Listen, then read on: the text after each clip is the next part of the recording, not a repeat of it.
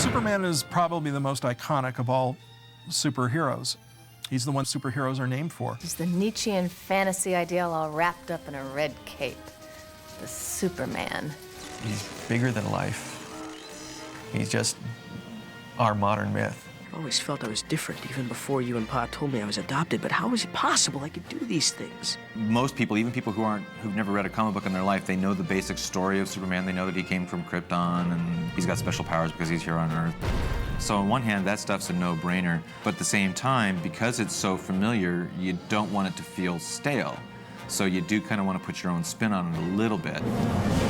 Originally, Bruce wanted it to be 40s. He wanted it to be a period piece. We did toy with the idea of doing a very retro-style Superman show. I actually did a whole bunch of character designs that were very, very 40s looking. I mean, even more so than what we had done with Batman. That would have made the show feel almost as though it was an extension of the Fleischer cartoons. So I abandoned that approach, and I think for the better. Bruce realized, no, the show has to stand on its own. So instead of having it placed in the past, let's place it in a sort of pseudo-future past. Just what is your problem with Superman? Everything's just so darn easy for him. There was a joke at DC Comics, which was, how do you write stories about a character who can destroy the universe by listening real hard? Did you hear that? If you go by the comics, he can push a planet out of orbit. And, you know, if you go to that level, there's no story you can tell. The show's going to be over in 5 minutes. Our Superman, in order to be believable, had to have limitations. Nice one, Clark. And if he struggles, then the audience kind of struggles with him. There's some drama there, because if everything is easy, well, what's the threat? We pared his powers down so that our Superman could be probably killed without green kryptonite, with just a massive force of some sort. We did Superman a few years after Batman, and in that time, we felt we had learned a lot of things about doing an half-hour-long adventure show. It wouldn't be bad if people knew a little more about Superman. I don't want anyone thinking you're like that nut in Gotham City. I think Bruce's thinking when he got the chance to do Superman, he decided to streamline the process, which would give him more control over how the finished animation would look. So you find that the lines are a lot simpler, there's a lot less folds on clothing. Characters are actually more cartoony than they were even in the Batman animated series. It had a much brighter palette than Batman, and that was by design. We wanted to show that Superman's world is a bit more visually exciting, visually more optimistic than Batman's world. Superman's kind of the flip side of Batman, so that necessitated the backgrounds being bright and colorful. The stories generally took place in the daytime. We decided to modernize the characters a little bit more than what we had done on Batman. So even though we stuck to a classic Art Deco basis for the architecture, it's a much more optimistic version of Art Deco. It's not the angry, edgy, sharp-edged, ziggurat style that we had done on Batman. The idea behind Metropolis was that the buildings were just coming out of the ground and going straight to the sky. All the streets were like elevated highways and things. So you had the scale of where Superman can fly around, and it feels like even though he's flying around, he still has this huge city to cover. We so wanted to flex different muscles than we had on Batman. Batman, everything was, even though it had a lot of really, good high-adventure action scenes and stuff, it was still very much grounded in reality. Whereas Superman, you've got this alien from another world who leaps tall buildings in a single bound and does all this other stuff. It's kind of like, automatically you're playing with a whole different set of rules. So what better way to establish the difference between Batman and Superman than by starting the show literally on another planet? When I first got hired, designing the people on Krypton was the first assignment I had to do. And it was really like, oh my God. Because, if you just start on Superman, well, you know what Superman looks like, you know what Clark Kent looks like, you know what Lois looks like. That's easy, but Krypton is usually the most 15 minutes in any story about Superman, and it's over. And then, of course, the first thing I was told was, don't make it like anything that's been done on Krypton. So I'm like, oh, geez, how do I do this? It's so hard to find something unique because everything's basically been done. But the thing that we really wanted to avoid was making it look Earth-like at all. We really wanted to make it seem like an alien culture, everything from the clothes they wear to the architecture.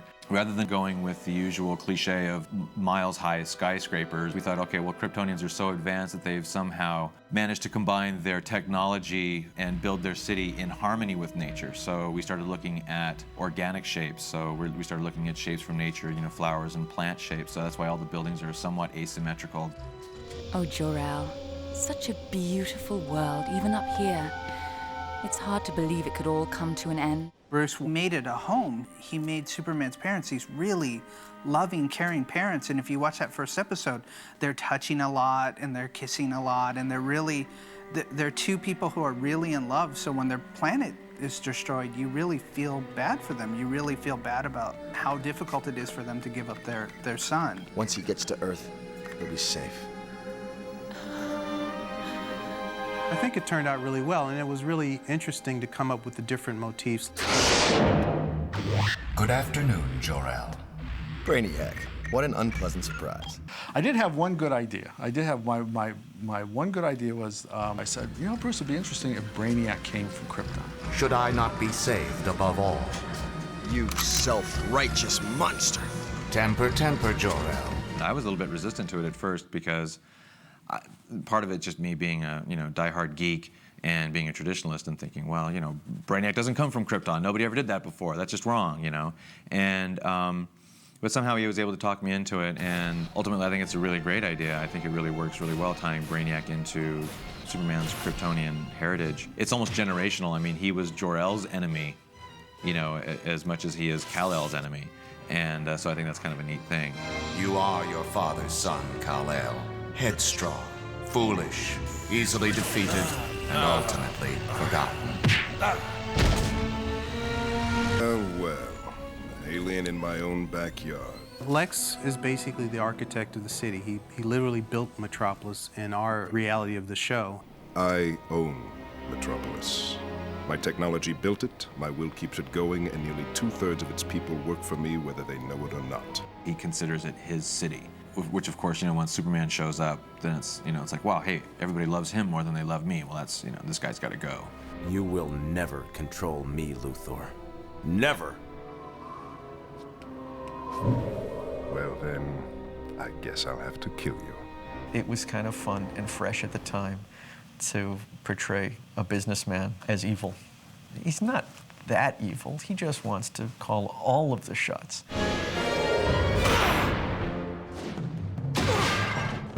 The stories in Superman had to be larger than life against larger than life menaces. Whereas a madman like the Joker or Mad Hatter could easily propel a story for Batman, those guys, you know, would be, you know, easily dispensed with Superman. The powers got greater with Superman, so the threats had to get greater. Hey! Hands off my hog! The fact that Superman stories are grander, broader, it allowed us the freedom to do things that we couldn't really do on our first take on Batman. There was always an edict on the old show to make it believable and make it real. So there was no magic. And with Superman, it's like all bets are off. You have a character that can do it so much and a world that's so broad and so big. And we have the opportunity to have more fun with them. At one point, Bruce asked me, you know, if you had a chance to go back to Batman or continue on Superman, what would you do? And I said I'd go with Superman. I was enjoying it. I was having a good time. I'm proud of the show because of how good we tried to make everything. We really reached the height of what Superman can be.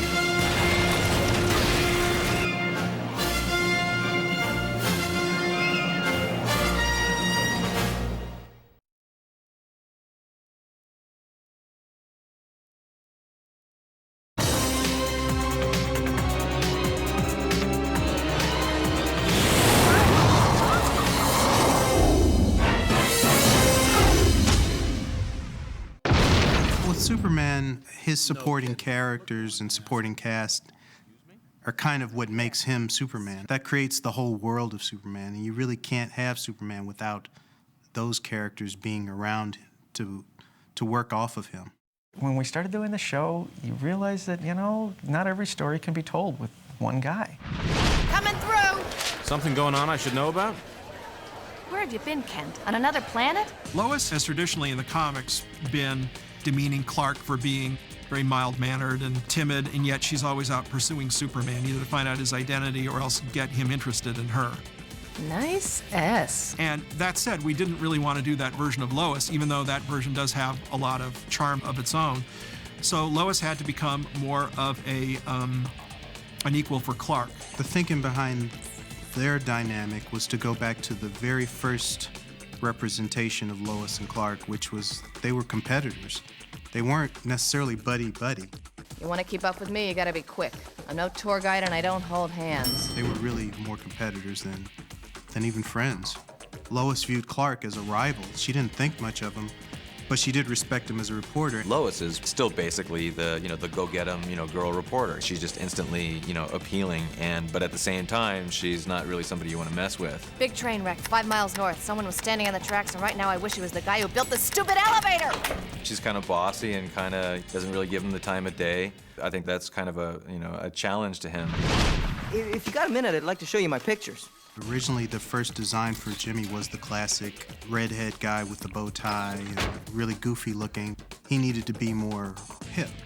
Jimmy Olsen is an interesting character. He's a lot of fun. He is the youthful identification. It was tough to kind of figure out a way to make him fresh, to make him feel hip, and yet still kind of that nerdy little kid that's following Lois and Clark around. We wanted to make him less of the, gee, Mr. Kent type nerdy photographer. We made him very much a kid of contemporary times, someone who's not above stretching the truth a bit in order to, sneak in someplace, take some photographs, take some risks in order to get what he wanted. He was just a little bit cooler, but I mean, it's Jimmy Olsen. I mean, how cool can you make Jimmy Olsen? It's a very traditional take on Jimmy. He looks a little bit more modern. He's got the the funky mullet and the baggy pants, but other than that, he's Jimmy Olsen. It's like you don't really have to reinvent those characters really from the ground up, because they're archetypes that have been around for 60 some odd years, and there's a good reason they've been around for 60 some odd years. They're good archetypes. They work. Superman. Hey, I like it. Superman. It's catchy, sticks with you, the kind of name that looks great splashed across 3 columns. Make it 4. Barry White, Clark Kent's boss, good guy. We always got the idea he was like a great ex-reporter and someone, a champion of the little guy, someone who had not sold out to the big media moguls, and despite the temptations of the modern world was still going to put out the last honest paper in Metropolis. Perry's sort of a gruff guy, sort of no-nonsense guy, but he had sort of a father figure to everybody, bring everybody together. He does yell at everybody, but he doesn't come off as a tyrant. There's still some caring in him. We're gonna have to do it your way, Dan. All right. Okay, move in. Turpin and Maggie Sawyer were some characters introduced originally in the comic books and gradually became integrated into the Superman mythology. Superman doesn't really need cops around, but these two were kind of a nice mix. We had the cool, collected female officer who really knew her way around a gun and how to handle, advanced firepower, and Turpin, who you got the idea was like a cop from the streets who had worked himself up into the Special Crimes Unit. You could have been in terrible danger. That's why they call me Terrible Turpin. He's a gruff cop who doesn't really think that Superman is necessary, that people can take care of themselves. I want to bring Superman in on this officially. You're kidding. But when, the chips are down and Superman's in trouble, he saves him.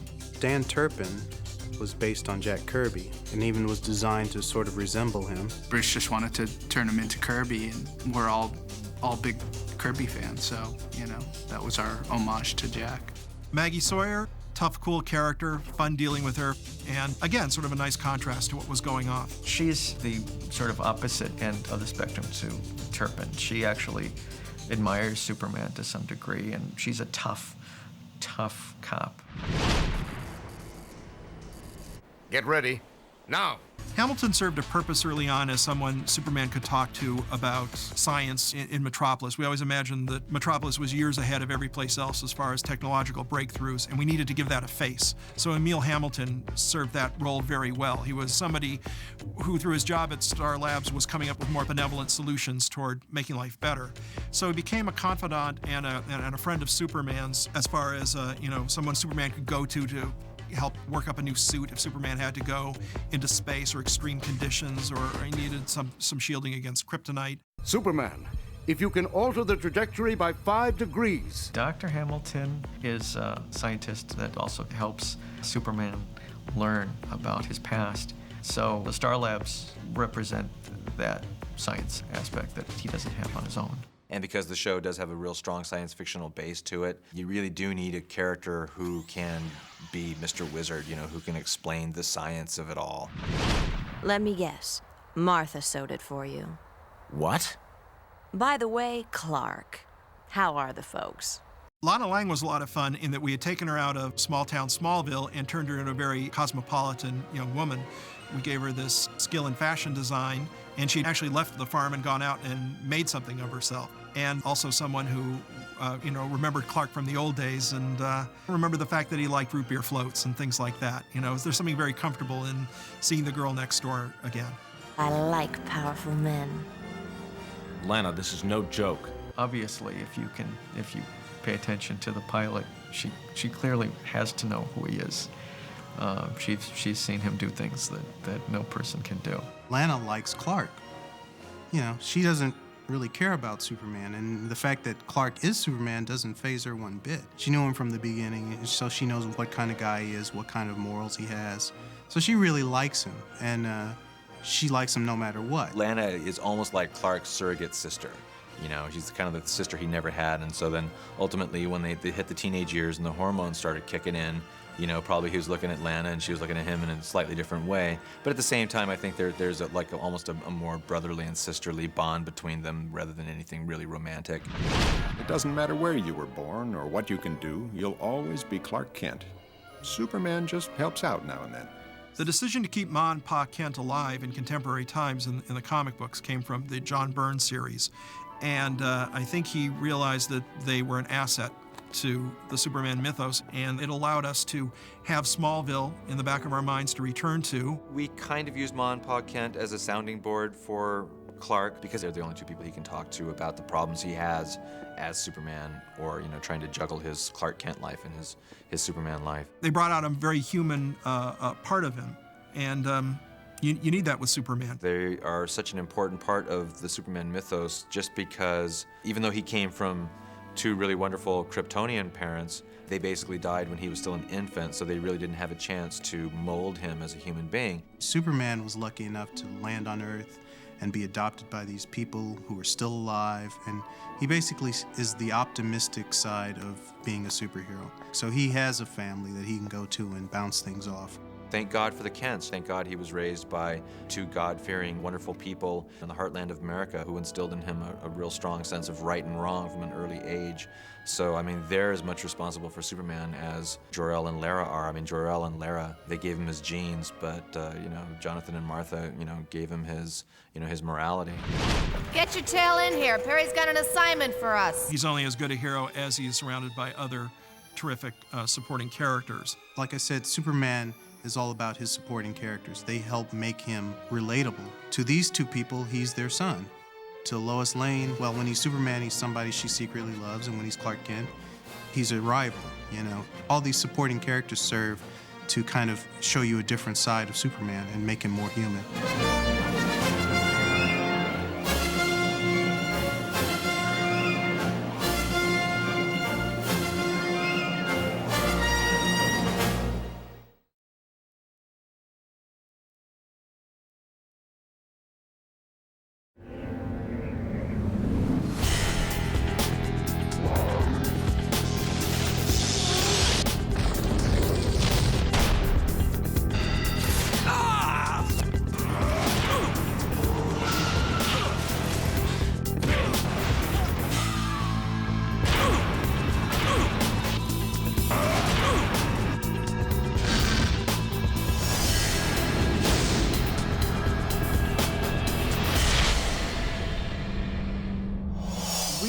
I'd jeopardize the welfare of the planet just to settle my personal grudge with Superman?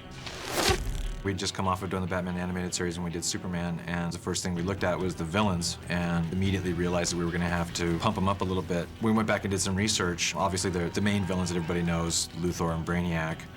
basically pretty easy to adapt to our show. But then once you get past Luthor and Brainiac, the next level of villains are characters like Parasite and Metallo, and they've got decent visuals, so that gave us something to play off of and interesting powers. But then once you get past them, suddenly you're into the realm of 50-year-old guys, a little bit overweight, wearing business suits. So we had to put our thinking caps on and come up with ways of making them visual and dramatically interesting. You look at Superman and you say, okay, what could give him trouble? Concentrated light, that can give him trouble. A really great big charge of electricity could give him trouble. Might not kill him, but it'll knock him through a few walls. The rush, the power. His most effective villains are those people who find out what it's like to have an element of power, and not only do they misuse it, but they also make innocent people suffer for it. And that puts them directly in opposition with Superman, and when they go up against him, they will lose. Hey, what now? Coming up with the things that resonate for longtime fans, but also appeal to a newer fan who doesn't know about that history. Come, let's look you over. You can't just fight him with brute force. It's more interesting if you can fight him with intellect. And the smartest guy in probably all of comics is Lex Luthor. And he makes the best villain for Superman. I would call that an understatement. Luthor, for many, many years, he was just the mad scientist, and then he was like the renegade mad scientist in the supervillain suit, and then we kind of amped that up to the point where we actually said that he basically owns most of Metropolis. He wanted people to know that Lex Luthor created Metropolis. After all, why would you build a giant skyscraper in the shape of a big L in the middle of town? You know, you want to sign your work. He's basically the king of Metropolis, and then suddenly Superman shows up. You know, this town ain't big enough for the two of us, you know. One of us has got to go, and it's going to be you. I think I have something to say about this. A lot of the appeal of the character, I have to give credit to Clancy Brown, who plays his voice. Quiet, please. The missiles will never make it here. He'd originally had auditioned for Superman, but when he came in, he was just perfect as Lex. He was incredible. I prefer to investigate this matter firsthand and alone. He had this amazingly smooth, suave bit of class to him, so he was like half brute and half classy guy. It was a really good combination and just played it to the hilt. That's coming out of your pay. So we meet again, Lex Luthor. Brainiac. We got the story outline for the first episode where suddenly Brainiac's on Krypton. Well, in the comics, he didn't come from Krypton. I was initially reluctant to do it just because I'm very much of a purist, and I said, well, everybody knows Brainiac doesn't come from Krypton, and then I stopped and said, well, no, nobody knows that. The idea that he might have been an AI presence on Krypton, that he was partly responsible for everybody not listening to Jor-El so that he could take time to save himself from what was going to happen, was really appealing. And I really pushed for that because I thought, well, this is a way of really giving the series a different spin right off the bat. This is a really omnipotent being. This character has the ability to go out and absorb intelligences from all over the universe and then destroy them. And then he's got all of their information. He doesn't feel guilt, he doesn't feel anything. And that could become very dry. That could become a very boring performance if it's not handled in a very delicate way. And so we had to think physically how to depict it and vocally how to depict it that kept it interesting. I calculated we would meet again, Kal-El. So I designed some improvements. But did give Superman somebody with a bit of a history to hate. Yeah, he's clearly right up there next to Luthor in terms of arch eneminess.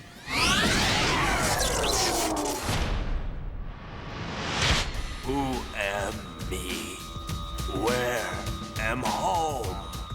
Bizarro goes way back in the comics, at least to the 50s, and every series has to have the evil twin episode, right? You know, so, you know, what better way to go than, you know, a guy who's wearing Superman's outfit. You don't look so good. Leave me alone! He could do anything Superman could do without any of the judgment behind it. Bizarro doesn't necessarily know he's doing something wrong when he does it. He's just literally thinking the first thought that comes to his head. You know stop missile. Krypton need missile. First started off as a pretty decent clone of Superman where he was good looking and smart and strong. Then, of course, started to lose his intelligence and his good looks and, you know, became this pathetic wretch. We are not scrapping the project for one glitch. Luthor created him and he's not perfect.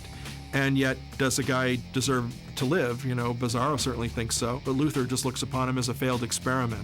What am me? Bizarro, that's what you am. Because Bizarro is a character that looks like Superman, we thought, let's let the guy voicing Superman, Tim Daly, do the voice of Bizarro. Superman! Me am happy to see you. Likewise. Bizarro let Tim Daly just go nuts. Gave him a chance to just let loose and be weird and energize things that he would never be able to do as Superman. Me am Superman. Sorry, my friend, but you am toast.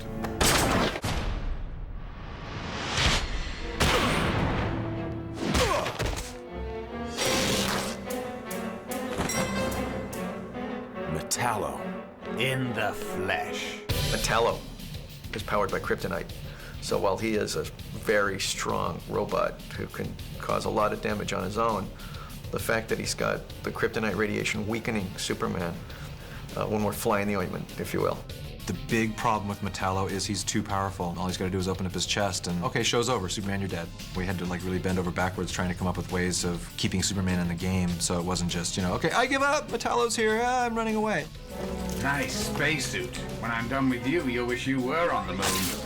Gave him the anti-kryptonite suit, which is the big lead suit.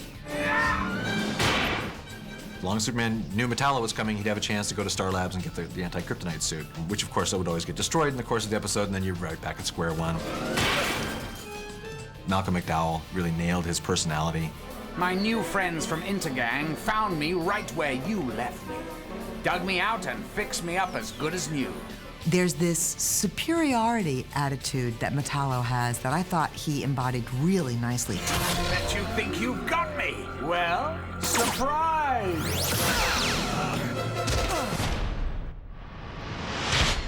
Mr. Mixel-Plick? No one had used that version of him in so long, it seemed fresh and new to just go back and redesign that a little bit and tweak it, but basically it's the exact same design as was used in the comics from the 40s. Superman! You, my friend, are the ultimate challenge. We're gonna have many merry games, you and I.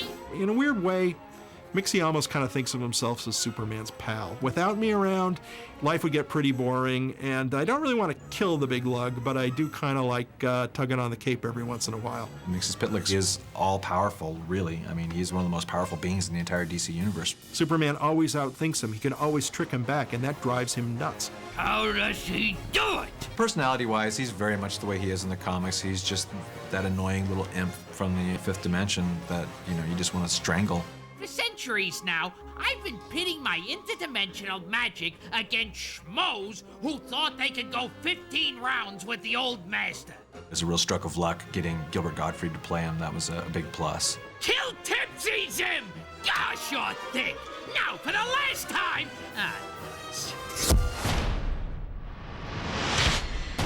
Other characters, looking at what they did in the comics, sometimes we just did not have a good visual. I mean, Toyman was the most extreme example. You know, Toyman didn't give us anything from the comics except for the fact that he used toys as weapons, which is a really good gimmick. To me, the redesign of Toyman was the most fun. Basically, the idea came from this old ventriloquist doll that they used to sell in catalogs, and I guess a lot of people on the crew either remembered that or like me, actually owned one. That was like a really great way to go with him. It was kind of eerie and creepy look, and this whole childlike persona, which was almost more like a Batman villain than a Superman villain. But that was all fine, because he did have the big, insane robotic toys that he could punch Superman around with, so that was all good. He's probably one of the most disturbing redesigns, I think, of all of the Superman villains. He's not connected to what was already established in the comic books at all. He's a totally new interpretation of that character. Parasite is not much different than he is in the comics. You know, he's basically this guy who's got the ability to drain Superman's powers. You know, there you go. When he touches you, he also gets your thoughts. So he knows who you are and what your secrets are. Don't be afraid. I know how to control my power. That's what they all say. Parasite is kind of like the wish fulfillment villain. He's like the guy who's powerless, and yet he's envious of somebody else, so he'll take whatever he can get from somebody else. And the fact is that he can rob Superman of his powers and his memories, so he becomes a bigger threat. He can defeat him physically, and at the same time, Superman's mind is an open book to him, because there goes the secret identity. And the more power he gets, the more drunk on the power he gets, and the more he can't handle it. So he's a villain who can often be defeated through his own greed. The few instances where we did create villains from scratch that didn't exist in the comics. We certainly wanted to create villains that were more visual and had more powers than the run-of-the-mill Superman villains like Livewire and Luminous. They're a little bit more science fictional in nature. They have extra powers, so they can conceivably be a genuine threat to Superman. Looking for me, Livewire? Well timed, super jerk. Let's rock! We wanted to create a very strong female villain. The fact that we had a female shock jock who was out there throwing bricks at Superman made her interesting. Here was a character you can't totally dislike.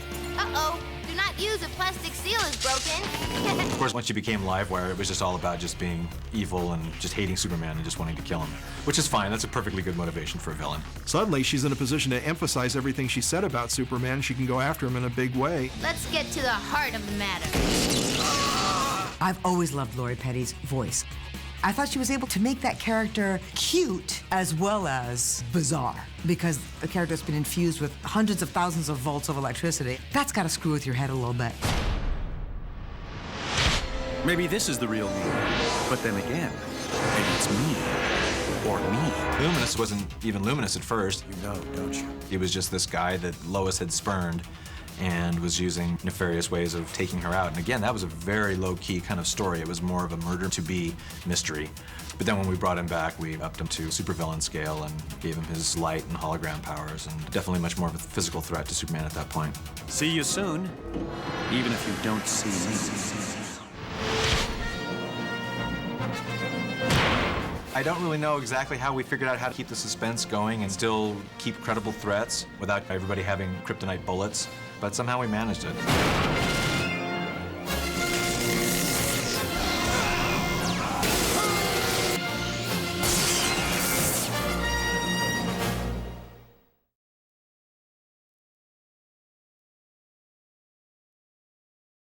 I see you're a man of your word.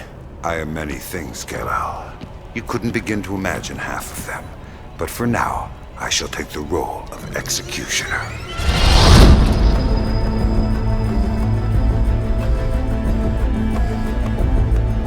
Superman is always difficult to write because he is the all-powerful superhero. If you don't power him down, he can fight anything. He's so powerful that it's hard to find somebody who can match him. You know, when you've got a guy who can fly and move planets, you've got to come up with a bigger threat. A lot of the classic Superman villains were like, you know, middle-aged guys in suits. He's one of these characters that usually tries to save other people's lives but doesn't fear for his own.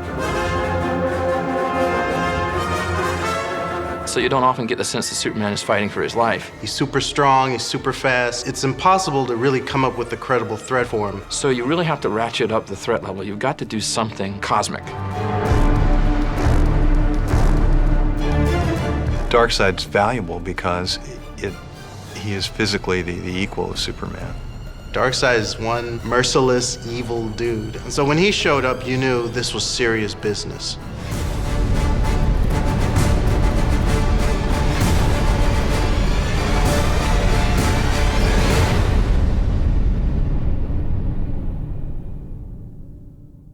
When I was a kid, I was kind of ignorant of, you know, comic book history, and Jack Kirby to me represented, yeah, he's the Marvel guy. He draws all those kind of blocky characters. Every time I'd get a Jack Kirby comic, I'd go, it's kind of cool, but it's really weird. It's like the drawing is really weird. I know anatomy doesn't look like that. I know people don't have square jaws and, you know, weird mouths and big spacey eyes. With Kirby, it was all about trying to capture in a static medium the sense that things were moving and colliding and crashing into each other. There's a lot of violence and tension and crackle in the way that he would handle things. He's not drawing things, you know, big and blocky just to fill up a panel. He's doing it with a sense of purpose because he wants your eye to go right for the dynamics of the scene. I look upon him as the most influential artist of my generation, or the generation before it. I put him up there with, like, Andy Warhol as somebody who changed the culture. When you see Kirby stuff, as a child, you might be worried that this guy was trying to scare you.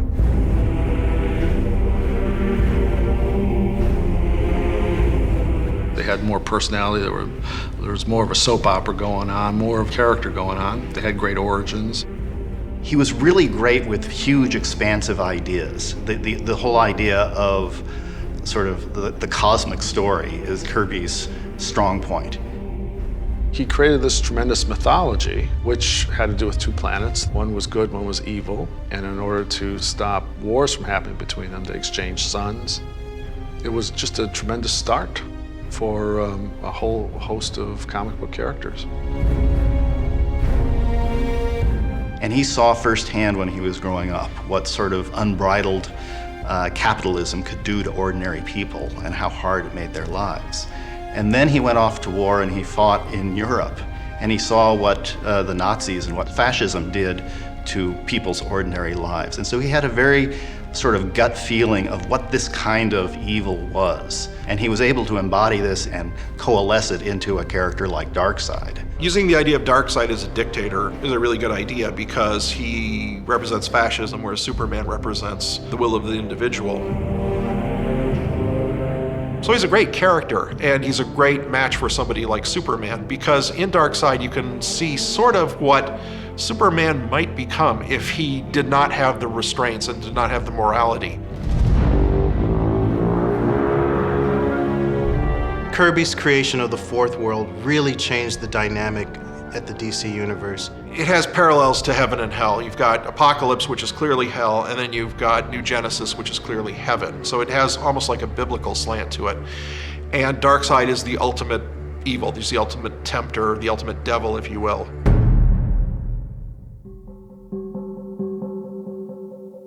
Bringing in a character of the scope and the power of Darkseid really sort of raises the ante for Superman and all of the heroes in the DC universe. They suddenly have something much larger that they need to contend with. You have Orion, who's fathered by both worlds, basically. He's good and he's evil. With the Fourth World, there were so many elements and ideas and characters connected to it. You had Darkseid with his relationship with the other planet. He had the estranged son. He had the adopted son, Mr. Miracle, who ran away from him. He was part of a large family. He would have these ideas that would just sort of burst off the page. As the people who followed came along, they would look at it and go, wow, that's a great idea. I could do something with this. And so it was sort of like planting seeds. Darkseid was also a new kind of villain because he marshaled all these other forces. And he marshaled all these other characters. And so you could wrap a whole series, or several comic book series, as it turned out, around your unresolved conflict with that character, because he wasn't just a character. He represented a planet, an army, a constellation of forces. With the Fourth World, it started to turn into something, and he just never got to finish it. And I think that's sort of disappointing. The first big major Darkseid show that we did, Apocalypse Now Parts 1 and 2, it wasn't until we started making that show that we realized, wow, this is the first time we'd ever had the entire world in peril in our series.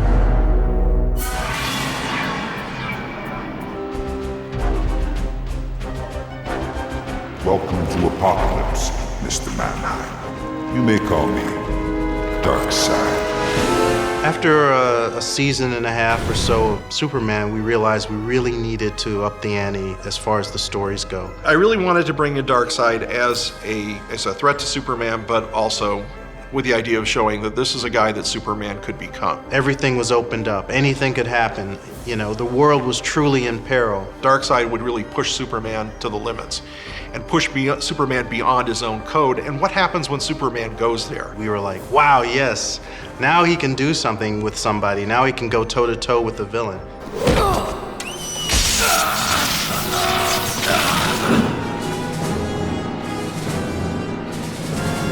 Welcome, Kal-El, my son. By bringing Darkseid in, we were able to tell more cosmic stories, something that would affect the entire world. The idea that Superman, a character with science fiction roots, created by avid science fiction fans in the 30s and a character from another world, that he should ultimately face off against a cast of villains who hailed from another world, who represented some kind of outside threat. I think that was a natural fit. The great thing that's really different about Darkseid as opposed to all the other DC supervillains that we've been using up to that point is that he's an evil god.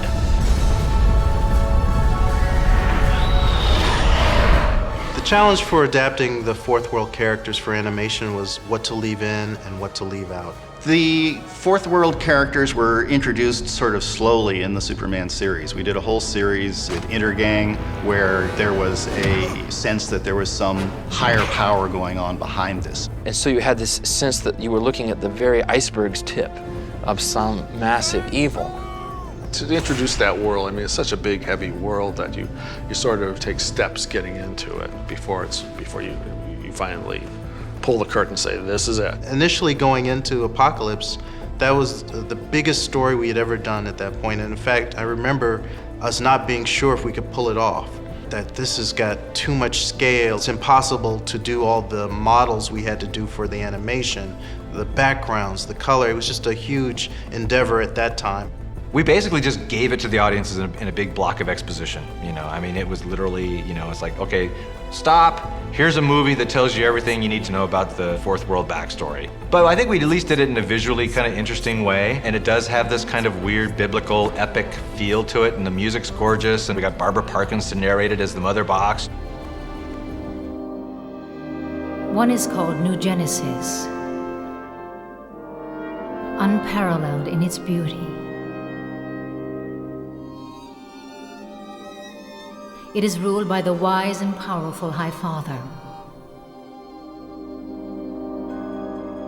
When you deal with Darkseid, you get to deal maybe with Granny Goodness or Calabac or Kanto or any of those characters, and it helps to know that there's a almost godlike Darkseid behind the scenes, supplying some unity and some cohesion to the story.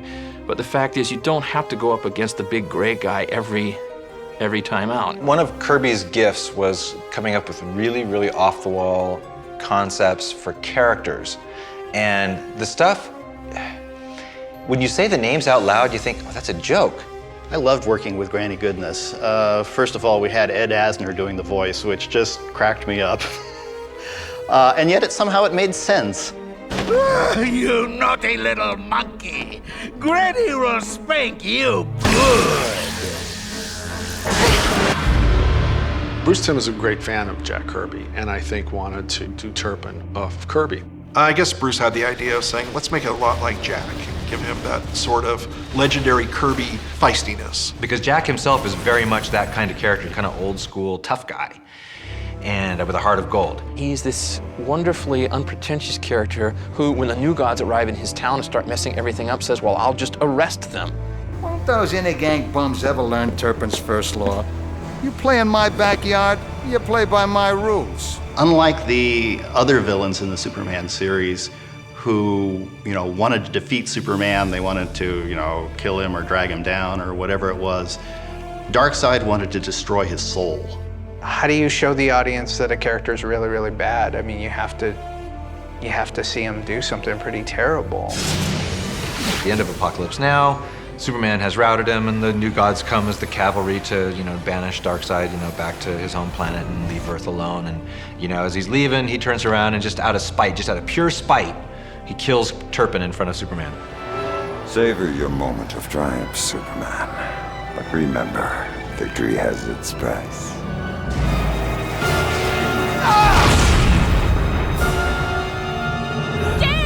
Killing Turpin didn't further Darkseid's goals at all. He had already lost. It wasn't like it was going to do anything, but it was just a way to hurt Superman.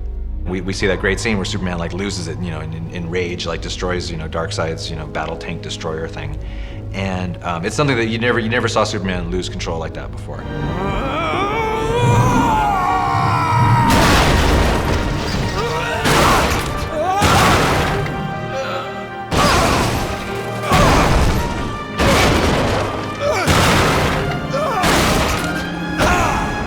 The funeral scene afterwards was really interesting because it allowed us to sort of pay tribute to Kirby and all of his creations. By having a lot of those creations actually there at the funeral, paying tribute to him. And so it was very, very moving for us, who Kirby meant so much to us, to be able to sort of pay him back in this way.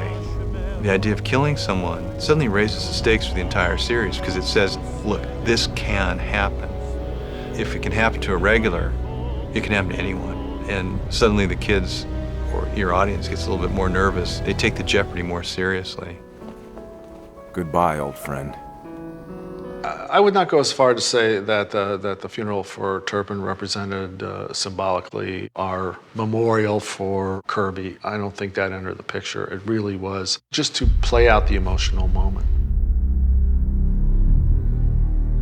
Every time Superman wins a battle with Darkseid, he always somehow loses as well. Onward! He's the one villain who somehow manages to push Superman's buttons more than anybody else, even more so than his own arch nemesis Lex Luthor. Darkseid leads the fighting to his underlings. He's incredibly powerful, incredibly strong, but he does not want to do it himself. The real power comes in making people sacrifice their lives for him. Darkseid was such an absolute villain that he needed to be behind the scenes as often as he was out there in front of the cameras. I wanted to put him in the position where he and Superman had to fight, where it was just a battle to the end.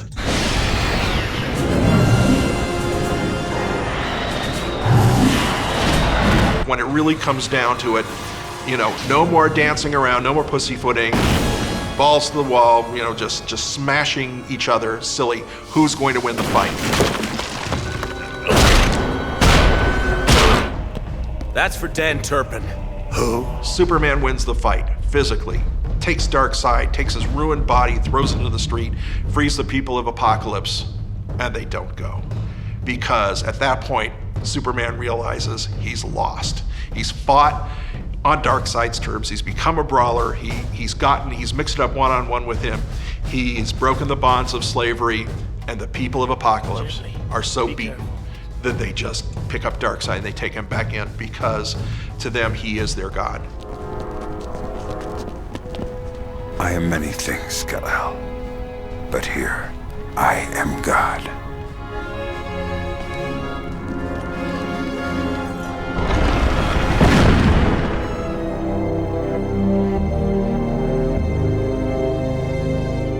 I think the Fourth World raised the stakes a lot. I think that it deepened the stories because it brought in those familial relationships that really weren't there before. There'd been a bunch of two-bit crooks and sort of tin aliens from the 50s and things like that. And suddenly it became part of this large tapestry, this epic story that could be spun out in all sorts of different directions. He wasn't just trying to tell kid stories. I mean, he was trying to play off of much bigger themes and talk about much bigger ideas. Mass media as we know it today would be a completely different landscape if there had never been a Jack Kirby. When I look at Darkseid and what that character did for Kirby and what that character brought to comic books, the first thing I notice is that cosmic evil.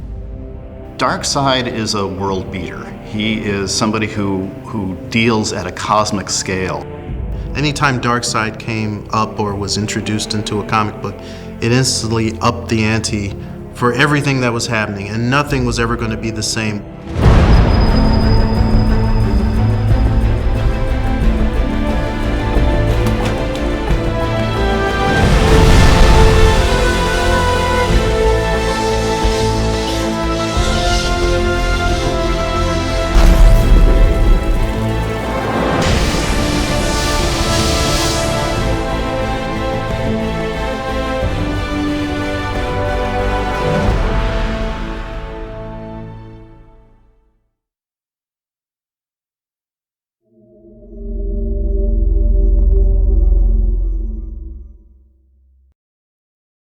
Hi, I'm David Kaufman, voice of Jimmy Olsen in Superman the Animated Series.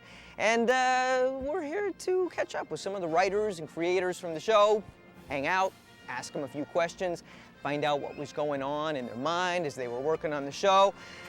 I have a couple questions myself about Jimmy. Let's find out. Follow me.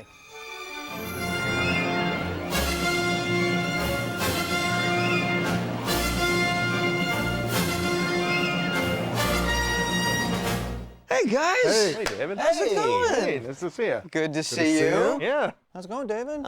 Very, very good. Long time no see. Yeah, Couple of too years long. since Been a we while. did the show. Yeah.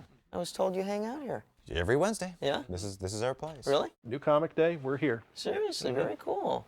Say hi to everybody. Introduce yourself. Glenn Murakami. Bruce Timm. Paul Dini. Alan Burnett. Let me ask you some questions about the show in terms of these final 18 episodes tended to start the inclusion of Jack Kirby's Fourth World characters. Right. What was your thoughts behind bringing those characters in the show? Well, for a number of things. Superman is such a powerful character. We have always had a problem finding powerful villains to throw up against him. So Jack Kirby's Darkseid character is like one of the major heavy hitters of the DC universe, and we're all like big Jack Kirby fans anyways, and looked for any opportunity to, use his stuff in animation. Also, when the Fourth World was first introduced into the comics, one of the first books that it was introduced in was Jimmy Olsen comics. And so there was a Superman connection there already. So we weren't just like drafting, the Fourth World into the Superman mythos just willy-nilly. I mean, there was a precedent for it. Let us begin at the beginning.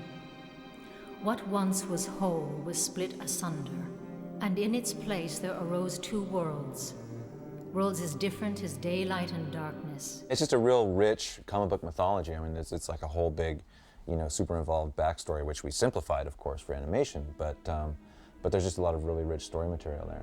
Not every hero starts off with a great cast of villains, and Superman's are kind of, they're okay, but when you bring in a character like Darkseid and the whole planet of Apocalypse, you've got all these great characters who can match him power for power, and also the idea that Darkseid is a dictator and Superman represents, freedom.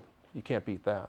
Did you find more limitation in terms of it being animation as opposed to a comic book, or did you find that gave you a whole new world that you could go into? Well, like I said, the thing about the Fourth World stuff is that it's really pretty involved. I mean, originally in the comics it was like 4 different separate interlocking comics, and even then it was still just this big sprawling epic, and so we kind of had to really condense it down to its bare essentials to be able to shoehorn it into the Superman story. It wasn't limiting so much as just that it was tricky just trying to figure out how to condense it down and have it still make sense and still kind of retain what it was in the comics that made it good. Mm-hmm. So it was tricky. Especially dealing with one episode per se at a time. Yeah, right. That's short of a time period to work with. Yeah, they were big epic stories, so usually we would save the Apocalypse stuff until we had a 2-parter.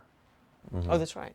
That's right. We used Apocalypse about how many episodes? Well, we had 2 episodes where we kind of hinted at it first. Right. We had the one with Tools of the Trade, where we just kind of, introduced a little bit of it.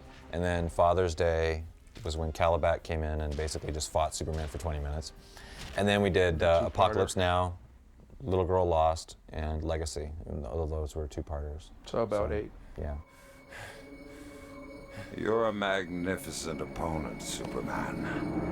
But even you must realize it's hopeless. Did you guys feel that there was like a difference in the show, like with the direction of the show when those characters were involved? Clearly. I think the show started getting a little bit darker. Glenn gives me a hard time about that. It's the stuff that we were the most into, that we felt the most connection to. I think we also felt the Kirby stuff, we can put our stamp on the show, that things that no one else had ever seen in like a Superman cartoon before. Mm-hmm. So I think that's what we really liked about it. Right.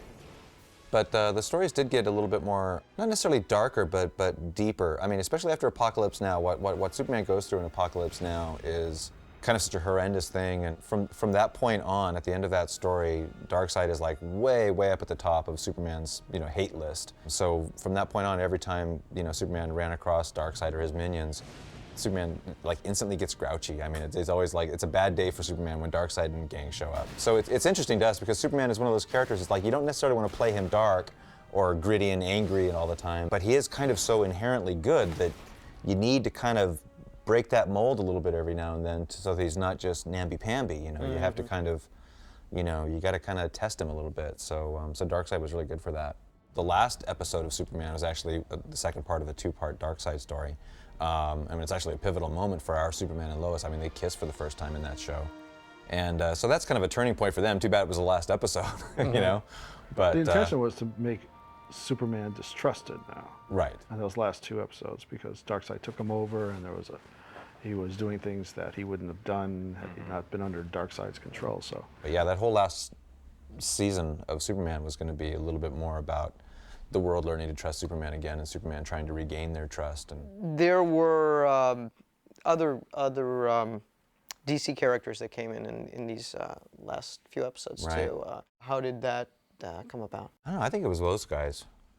Well, Superman seems to lend himself more for guest stars than Batman did. We did relatively few guest stars on Batman. Superman is so much more powerful than Batman. You kind of want to throw other heroes in there with him and raise the stakes a little bit. Aquaman is kind of a natural. Green Lantern, they all fit. They dovetail into Superman's world, which is a much more superpowered world, whereas Batman is much more of a gritty film noir type of world. The villains there are more, out of diseased minds than they are out of superpowers than anything. So the guest stars just seem a little bit more natural in Superman's world. I don't believe it. A super girl? Believe it. What about the introduction of Supergirl? Supergirl is something that we wanted to do from very early on. I know Glenn and I were really keen on doing Supergirl, and she's a big part of the mythos anyways, from the comics and stuff, so we figured we'd have to get around to her eventually someday, and kind of always liked the character, and we kind of wanted to put our own spin on her. And it's just a contrast, and then having Superman having to deal with like a So it was definitely a cute, bratty kind of girl. Yeah. It was definitely something you guys wanted to do, as opposed to like. Oh yeah, the network didn't come to us and say, yeah, you have to put in a girl for girl viewers or whatever. No, it was something we wanted to do. So. There was just only one restriction, I think, was that she couldn't come from Krypton. They were going through a phase where they're saying the last son of Krypton, last Kryptonian. So he's the last one. Yeah, we created a sister planet called Argo, which some way referenced Argo City, which is where she was from on Krypton originally. So it was like a sister planet where I guess the Kryptonians had colonized, hundreds or thousands of years before. Right. So they were very similar to the Kryptonians. Yet when Krypton blew up, their world was thrown out of orbit. And we actually kind of skated some of that stuff by. If you remember, DC actually specifically requested that her powers not be exactly like Superman's. Right. They said because she's technically not Kryptonian, so Earth's sunlight should affect her differently. And we said, oh yeah, we'll give her some different powers. And we never did. I mean, a line here or there, maybe kryptonite doesn't affect her as quickly as it affects Superman, or she's not as strong. But, yeah. That was sort of lost to time. How about the any specific episodes that you can? One of the episodes I like on this reel is Nighttime, which is the one where Superman assumes Batman's identity, and because Batman's missing, and so he's working with Robin to try and track him down. The city of Gotham's going a little wild because everybody thinks Batman's gone, and so he reappears as Batman and pretends to be Batman. Bob Goodman wrote that, and there's a lot of humor in it. There's one great scene where he beats up Bane, and you just love that scene. I love that scene. I like seeing Superman doing his impression of Batman. I mean, when he's like talking to Commissioner Gordon, and he's like standing, ramrod stiff with his chin in the air and being all aloof. And that's a good episode. I like that one a lot. Demon Reborn was another one. Demon Reborn is another one of our Superman Batman team up episodes, which we did rather a number of, I suppose, once we brought Batman back. Yeah, that's the one where Ra's al Ghul is like getting really, really old, and his Lazarus Pit thing isn't working anymore, so he wants to steal Superman's power to rejuvenate himself. Nice looking. Any other episodes you can remember from this batch that you were particularly proud of? I like Absolute Power. The artist did a great job on it. They created a whole new world. It was one of those shows that I didn't like the script very much, but the only way I thought could make it appealing to me was just to go crazy with the sci-fi elements, and yeah, we designed Paul Ravoche went crazy designing the world, and I designed all the spaceships. We had good storyboard guys. We had Lee Weeks, the famous comic book artist, doing storyboards from that episode. I know we did it really fast. I was impressed with the world. We did it really fast. It looks good. Yeah. And the black hole effect. Oh yeah, that's right, the black hole effect. That's right. I think that's the reason you even wanted to do that story in the first place. You said, I want this big black hole. And I said, Alan, do you know how difficult it is to do a black hole in animation? And this is before we had digital effects too. This was like, we had to do it all old school. But yeah. Production-wise, we were cranking. Yeah. I mean, we must have been doing Batmans at that same time too. Yeah. We were. Yeah. This set also has, unfortunately, some of the worst episodes we've ever done. Yeah. Such as? Well, hate to say it, Superman's Pal. It's not a good show, unfortunately, I don't think. I think it's a good idea for a show, but the execution is just not there. It's like, I don't know. Whose execution? Whose execution? Oh, you were perfect. No, you were fine. It's not your fault. It's just, no, we fell down. I had to say Well, it. you know Somebody had what? to say it. But there are people who are probably wondering about that episode. What were they thinking about this one? And It's I think it's somebody's good favorite to. episode. Probably. Yeah, maybe. Well, there's an episode on here that a lot of people also consider one of our worst episodes, Unity. And I always kind of liked it. I like that. That's a lot I of always fun. kind of liked Unity, Yeah. but people just hate that episode. Why? Because it's really weird and grotesque. one's and that? Supergirl That's the solo one with the episode. creepy preacher guy, but he's actually an alien, and he's in Smallville, and he's got like a hive mind colony thing happening with all the people in Smallville, and they like vomit these big alien tentacles and Oh, stuff. it's gross, but it's fun. What are you gonna do? Settle it. Once and for all. As you look back, did you guys find that you accomplished what you set out to do at the beginning of the series? We kind of touched a lot of the different bases in the Superman mythos. I mean, we got to do all the, the major things. We got to do Bizarro and Mixes Pitlick and, Supergirl and Superman's Pal, the origin story. And it was kind of, we kind of were able to like pay homages to all our favorite versions of Superman, from the Fleischers and, the Christopher Reeve movies and whatnot. I mean, this stuff all blends together a lot better than I ever thought it did. But, I mean, even shows that I didn't think were all that great when we worked on them, I watch them now and go, wow, this is a really good episode. So if you guys had the chance, would you like to take another crack at doing the show again? Not necessarily redoing it, but doing it again? I'd love to take another shot at Superman. Sure. Yeah, that'd be a lot of fun. It's like Batman. Once we did it the second time, I think we figured out how to do it better. I think the same thing with Superman. We kind of worked all the bugs out. I think, not only did we figure out a little bit more who Superman and Clark were, but also some of the interpersonal dynamics between Jimmy and Lois and Perry and the Kents, and you can go back and revisit that stuff and broaden those characters a little more once you've established them and use those for potential, story material. Same with the villains, too. You go in and you tweak them and you work with them a little bit, or you bring in some new characters, perhaps from the comics, and shake things up, and then you find yourself having fun with it. A lot of Superman's success depends on how well he's animated, to me. To see the musculature and see the sense of flight with the cape and everything, I mean, he really depends on that. We were lucky in a lot of cases to get really good results. Yeah, there's some that are like right up there with our best work. That's really good stuff.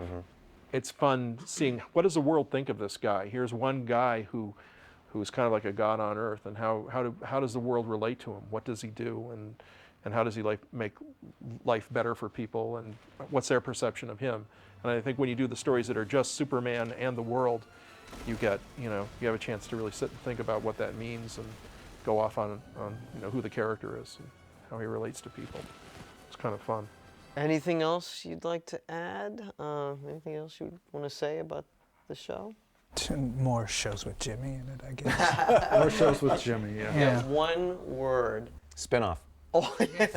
Super Olsen. Super Olsen. What do you think? Well, that would be one thing if we ever went back and did a Superman show, new batches of Superman. That would be something we should definitely look into, is giving Jimmy superpowers. Keep it. Clearly. Yep. Good. Missed a big boat there. Elastilad needs to be done. Thank you. Thank you very much. Glenn, Bruce, Paul, Alan. I had a great time. I learned some things. I'll see you around. Okay. All right. Okay. Yeah. Don't be a stranger. I won't. I'll be waiting by the phone. Okay. Tomorrow. The Adventures actually. of Jimmy. So just Elastilad. There you go. I'm gonna hold you to it. Okay. Okay.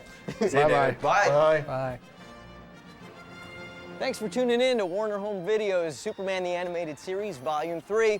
Hope you had a good time. I did. And hope you had a little insight to what made Superman tick. I got some comics to read. Bye.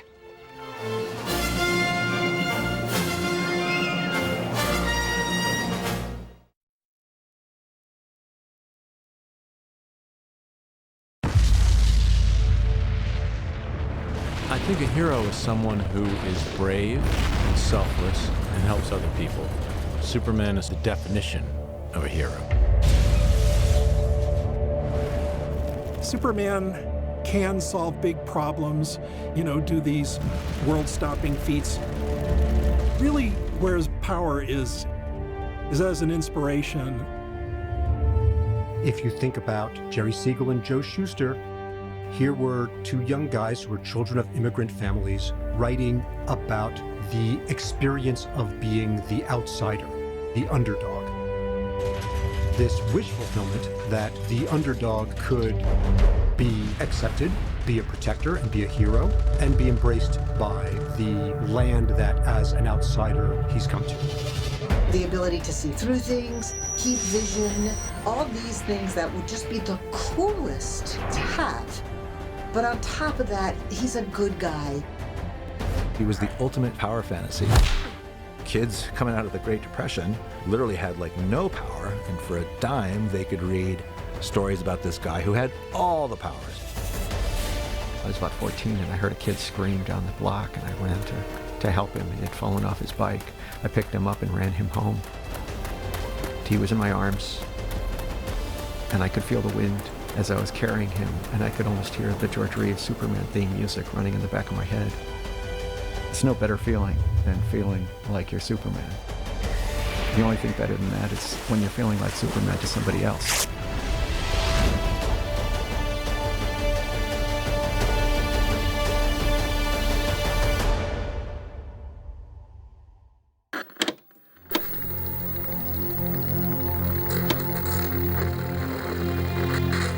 My first memory of the character is seeing a grainy, scratchy, black and white image of Superman.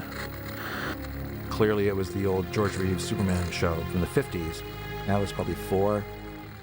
I don't know who that guy is. It's a guy flying around and it looks cool. I remember how thrilling the introduction was. It's a bird, it's a plane, it's Superman. I lived very close to the Griffith Observatory. Why do I know the image of the Griffith Observatory? And it was because of the black and white Superman series. Ah, Professor. Superman! I stopped watching it, though, after Superman and the Mole Men, because that just freaked me right out. Only Superman can fix it. He really didn't make that much impression, but I'll tell you who did, and that was Superboy. I remember as a kid seeing a Superboy comic with a really kind of disturbing cover. He was blind, and Krypto, the super dog, was his guide dog. It's a bird! It's a plane! It's Superman! When I was 15, I discovered the Fleischer Superman cartoons, and that made a tremendous impression on me. The best version of conveying confidence is letting the other person know that they're in good hands. That's what George Reeves' Superman conveyed. Now, all right, take it easy. He made you feel good because just being there, he let you know that you were taken care of.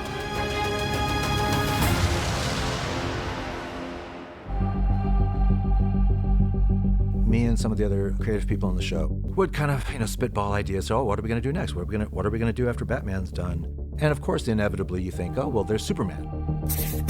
I wasn't all too keen on the idea because A, it seemed really obvious, and B, I knew exactly from the minute, Gene McCurdy first said to me, Batman cartoon, I knew kind of like instantly what I wanted to do.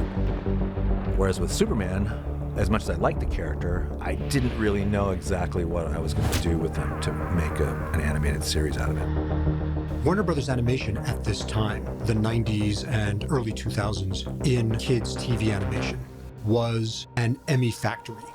All thanks to Gene McCurdy. They hired the best people they could get at the jobs and then let those people do their work. After Batman was finished, Steven Spielberg watched the Batman show and he really liked it. He said, I want to make a show with those guys. One of the pitches we developed was Freakazoid. Came up with the original idea and the design for it. That was the one that Steven really, really liked. My original idea was that it was going to be an action-adventure show with lots of humor. It kept becoming more of a humor show with some superhero elements in it. I didn't have a feel for it. I didn't think I was going to be able to execute that show to what Steven wanted it to be.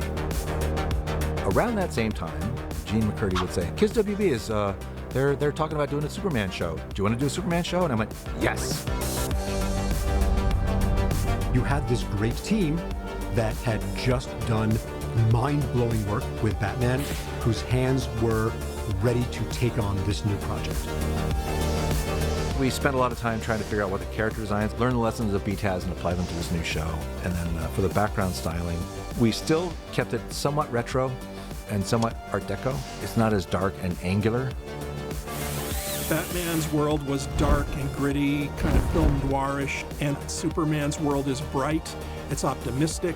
So it was doing something very familiar, but it was a completely different switch, and we all welcomed the change.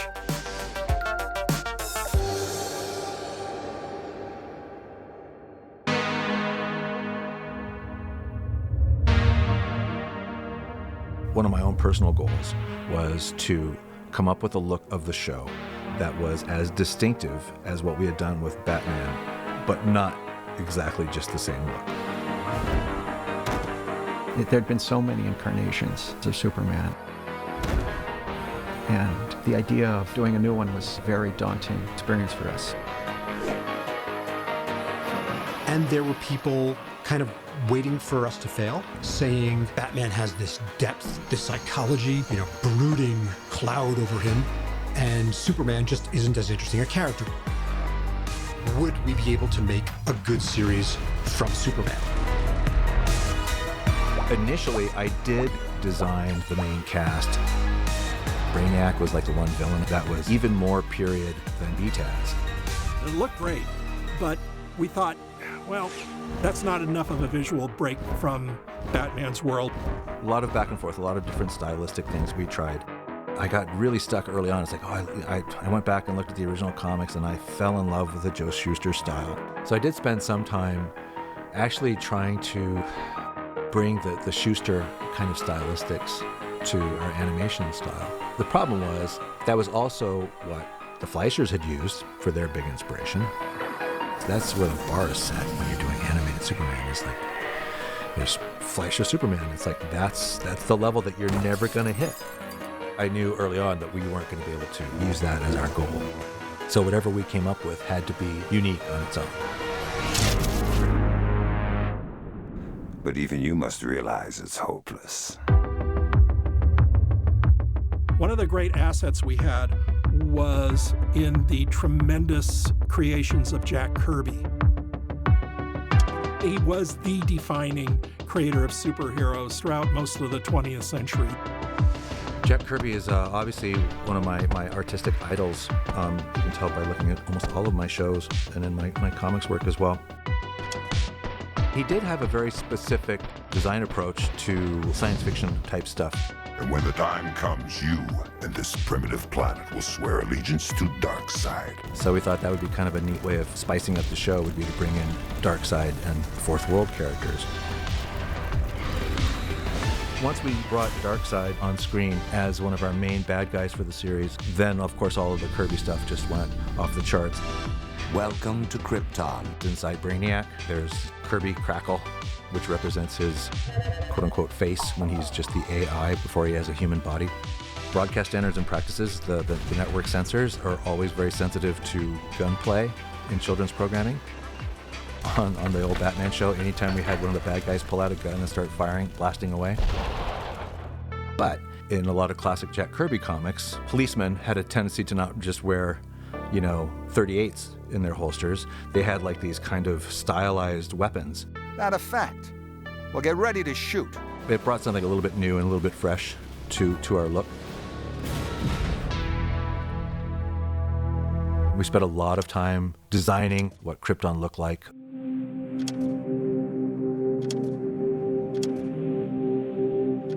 We did stick to a slight Art Deco styling for the background designs. There's a whole other kind of sidebar branch of Art Deco that I ended up calling it Ocean Liner Deco. Because there's a lot of ocean liner posters back in the 1920s and 30s that had this kind of really stylized, kind of rounded shapes with straight edges. I liked having all the different levels of roadways and things for Superman to fly past. A color palette that still had weight to it, authenticity to it, so that the show didn't look like a kid's cartoon, which I think is what people were worried that we were going to do. Vehicles Didn't want to go back and do B-test style, so what can I do? What's different? So we came up with a bunch of different designs for Clark's car.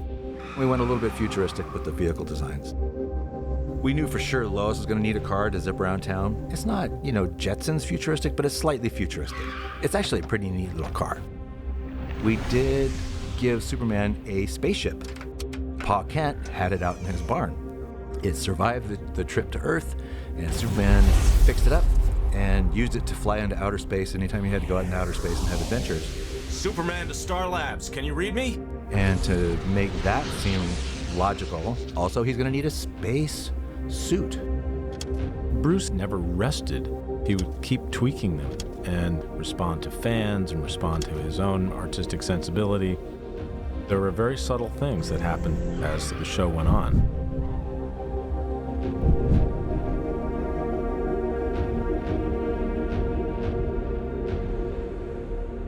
What's something new that we can do with this show? It's all been done. Artists. So we had to think bigger to come up with big challenges for Superman, while at the same time making him a little less powerful than he had been in other incarnations. What is that? Taking a cue from the Fleischers. If you see him struggle, you pull for him, and he's more believable. When I lost my balance and fell, suddenly this big blue angel with red wings came down and caught me. We did want this to stimulate thought and what would happen if, and if there were these superheroes in our lives, how would we deal with them if they showed up now? I remember thinking about the decades of work that had been done before. And I could only imagine the thousands of writers in Superman up until that point, and the honor of getting to contribute to this body of work. Yeah, Lane. We could really get into Lois Lane as a character. Clark as not just a one-beat reporter, but as a man who's made some choices in his life to live a certain way and help mankind. And there's a chance to broaden his world a little bit by bringing in Jonathan and Martha Kent to develop his relationship with his cousin Kara, who becomes Supergirl. You'd be surprised at what I can do. It really was a great chance to add a lot to his mythology and have a lot of fun with those characters. Hi, guy! I tended to get stories that dealt with more humorous situations with Superman, with contrasts. Lobo and Mixie, something where Superman is completely, almost powerless, but has to sort of outwit them and deal with it on a different level. Ah, nuts. Those were kind of fun episodes. My card. The idea that he came from another planet was there, and that he, worked as a reporter was there. Kent! My office, now! But all the other things that we look back as being so important to the Superman canon were added piecemeal over the years and in wildly different mediums. I took it on as part of my job just to educate myself and read every story that had been written about Superman. Part of what was really exciting here was to get to do our takes on these characters. Playtime is over.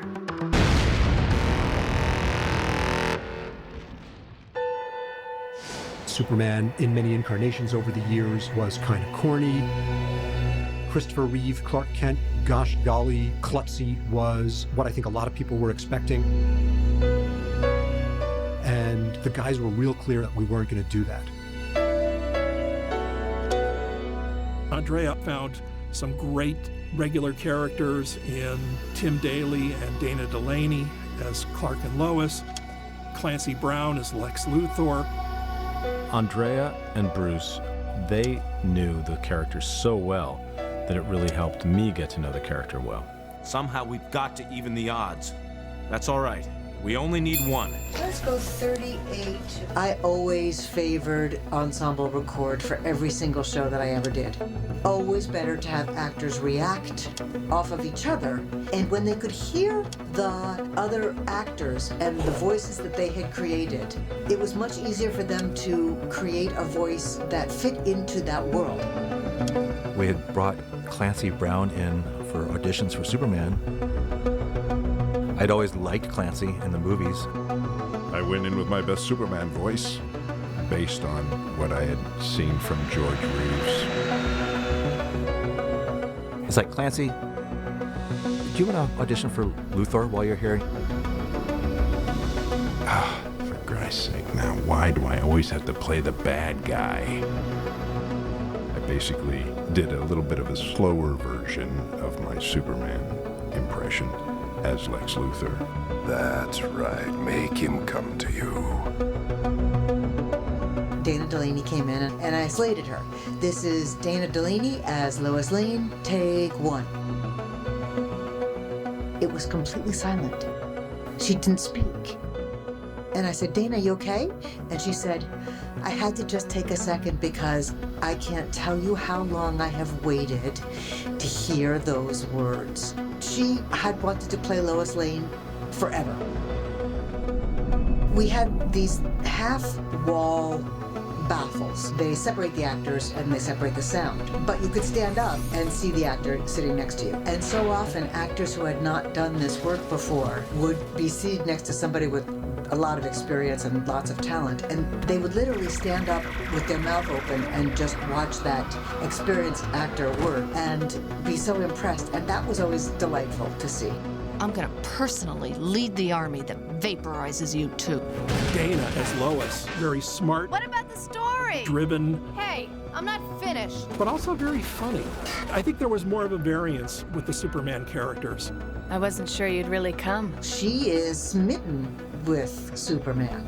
This is something she's never seen before, and she's a woman of the world. She's a reporter that's been around. Aren't we getting a little personal?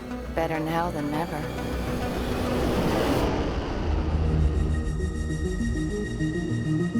Having a selfless person like Superman needs a foil that is really challenging for him.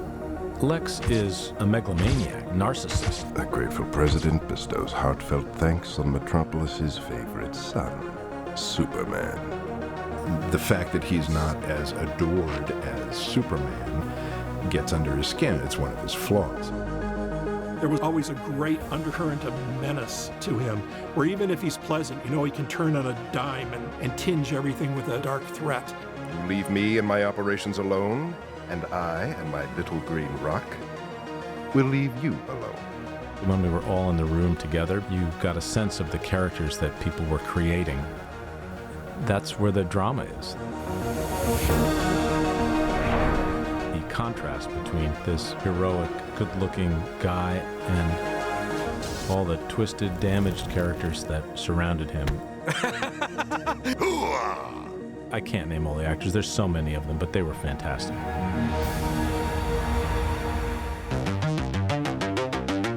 We had been playing with the psychological aspects of the villains on Batman and felt no reason to change on Superman. I'm not some infernal machine. I'm human. I need food and rest. We needed to make the villains relatable. Most of Superman's villains were kind of older, heavyweight businessmen. God, and there's just a bunch of guys in suits. The villains in Superman are more about the external power that they wield. We still found new psychological, emotional origins for the characters. Leave me alone.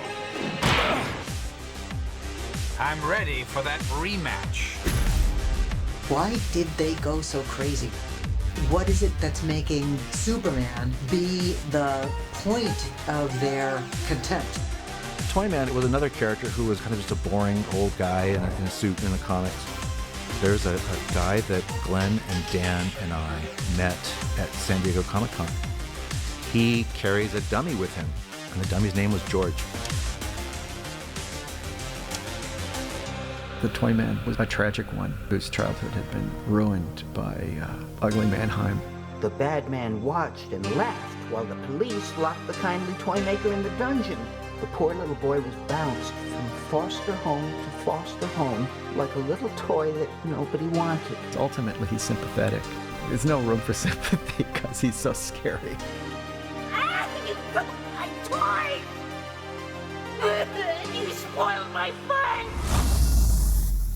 Parasite seemed to me that he should start out as a character that was angry about being powerless. That's what drove him to become the villain that he became. When I touch somebody, I get strong. I absorb their energy. And that's really indicative of the kind of focus that Alan and Paul made sure we infused in all of our villains. Our villains were human beings first, for the most part, who were changed by technology or circumstance and became this villain.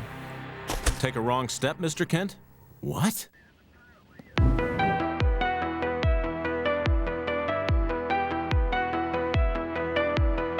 Bizarro was actually the most tragic of our characters, I think, for me. He was always kind of a buffoon and a clown in the comics. Your makeup's rubbing off. Being a flawed clone, he actually thinks he is Superman initially. He looked like me. I no understand. Now he had this sad background, this pathos that wasn't quite there in the beginning. What am me? Bizarro was really fun for me to play because he doesn't know that he's participating in something that's so damaging. He is certainly damaged. Me no am Superman. So well performed by Tim Daly. Save Lois. It's the only way to save your life. Metallo lost his humanity when he made a deal with Lex. I can't taste anymore. I can't smell. You don't know how this feels. It's driving me crazy. Well, well. Alien in my own backyard. And even Lex, with all of his genius, could have used his powers for good, but became so obsessed with power. I control everything in this town, Superman. Your cooperation is not really necessary. The writers found ways to let us human beings identify with these villains and the heroes of this superhuman universe. So what say you, Brainiac? One can appreciate Jor-El's hard work. However, he is still mistaken. Alan Burnett came up with the idea that Brainiac comes from Krypton, just like Superman does. Fewer beings who have the knowledge, the more precious it becomes. Brainiac is basically a sentient computer and knows that the planet is doomed and abandons Krypton. You're transmitting your memory to a satellite. You're saving yourself. That proved that Brainiac was a self-serving character. He shows up later in a humanoid form that he's made for himself. He becomes even more of a threat for Kal-El. There's always something that people will recognize in themselves, a flaw or even a virtue that can be exploited in all of the villains of Superman. He's coming. Who is? Darkseid. Darkseid is a lot like Lex Luthor in that he looks at Superman as something he can't control. Logically, he must destroy him. An episode called Tools of the Trade. That was our first hint of the fourth world to people who'd never read a comic book in their life. I mean, as they say in the comics, Darkseid is. You may call me Darkseid. He wants to utilize whatever Superman's got to accentuate his own power. There arose two worlds. Worlds as different as daylight and darkness. Darkseid really came into his own in a two-part episode called Apocalypse Now.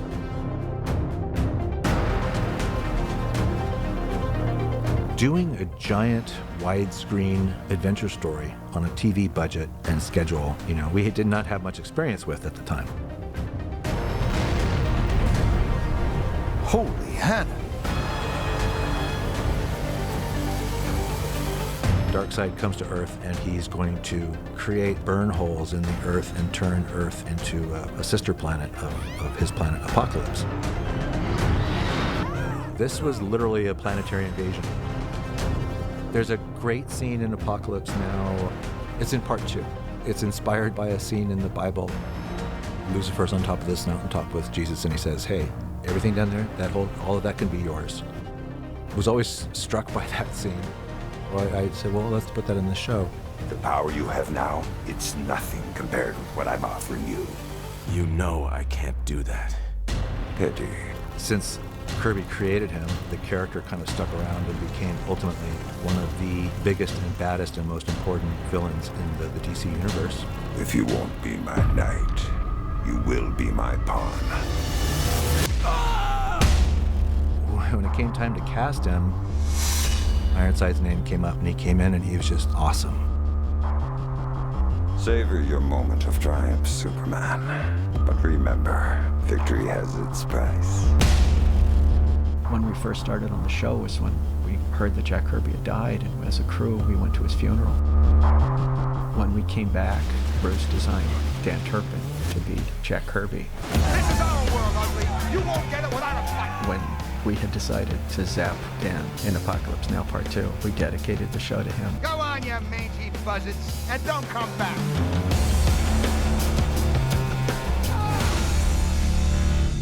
Dan!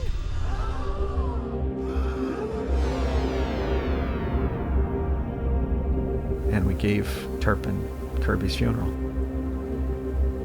In the end, the world didn't really need a Superman. Just a brave one. So that was a very meaningful moment for all of us.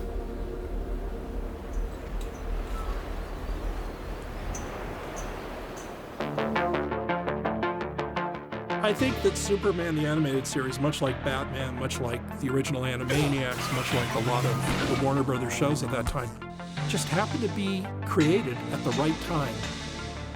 There were a lot of people who just found tremendous outlets for their creativity and their passion, and it brought a lot of people together.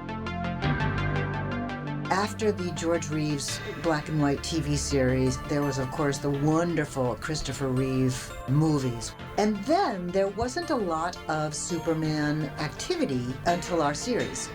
It was lightning in a bottle. Bruce insisted that we have an incredible team. Because you bring such light and such positive feeling to an endeavor like that, it's really going to be something that endures. Between Batman and Superman and the other shows that we did after, we did a couple of 100 episodes of shows that all fit within a persistent universe. We were never allowed to repeat ourselves. The bar was really high to keep bettering ourselves and keep learning new tricks. The show had scale, scope, and we also introduced new characters to the Superman mythos that people had not seen before, with the infusion of the Kirby world. It was really amazing, and it did make a huge impression on people. Let's finish it. Very well. This world dies now.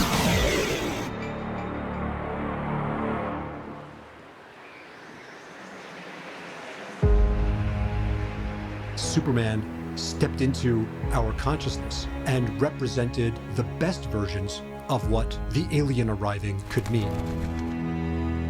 It was an assurance that the ultimate expression of power, science fiction, would be benevolent.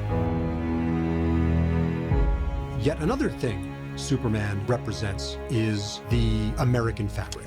Clark Kent was raised in Kansas and moved to the city. He was this fusion of the small-town country morals with cosmopolitan sophistication, and in addition to everything else, Superman represented this idea that the best of America was in the fusion of the best of its parts. I think he taps into some subconscious well of the human experience. It is important not only to Americans, but to everyone around the world. Do I have a deal for you? There was a crossover episode with Batman. Lex and the Joker teamed up. I'm listening. And I remember Mark and being starstruck. See? Solid kryptonite. Because he was Luke, but and he was also a tremendous Joker. And then he walks in the room and he's just the most adorable, cuddly guy you ever want to meet. And even though I was starstruck initially, I just fell in love. I love you too. Remember who you are and the legacy you carry inside you. Superman is born of a sort of purity purity of spirit, a kindness. Kids, especially at an early age, really respond to that. He is just an amazingly accessible character to them. You actually care about them geeks. They're human beings. They call him the Boy Scout because he will always do the right thing. Batman, however, is completely human and can make all kinds of mistakes, and does in his life. There's a condition on your staying here. You can't ever use your powers to hurt people. What Superman represents to me is absolute truth, honesty, honor, all the things that we are searching for in our leaders today. Are you all right? I'm fine. Gotta go. The dream of flying, helping other people is something that is intoxicating. And there's nobody better in the world than Superman. I like Superman who can't just push the entire planet Earth out of the path of an asteroid. My name is Orion. Trying to keep all of the larger-than-life elements, the fantasy elements, but at the same time trying to update the characters and the villains and the supporting cast in a way that made them seem a little bit more modern and up-to-date. So that's kind of what we tried to do as well. There's a man and a woman fighting. We all want to believe that the future is bright. The best in people will come out. That's one for the home team. A protector will take care of us. They're all yours. We all want to believe that we can be that protector. The fantasy of being Superman will never grow old.